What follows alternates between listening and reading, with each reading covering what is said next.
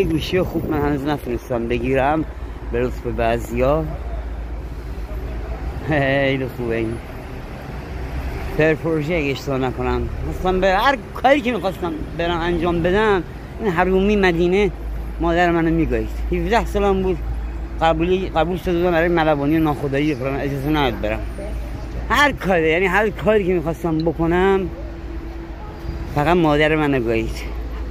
یه دختر وارد زندگیمون میشد که اگه دوستش داشتم میفهمم دوستش دارم زندگیمون میگایید. کلا اینجوریه زندگی من گاییده شد توسط مادر بیشتر از همه. 70% 99% مدینه و حالا بقیه. مدینه رو نمیتونم ببخشم، خاطر ما بخشی همه رو بخشیدم، مدینه رو هنوز نتونستم ببخشم. شریعه میخواد هنوز به قلبم مشکل داره باشه.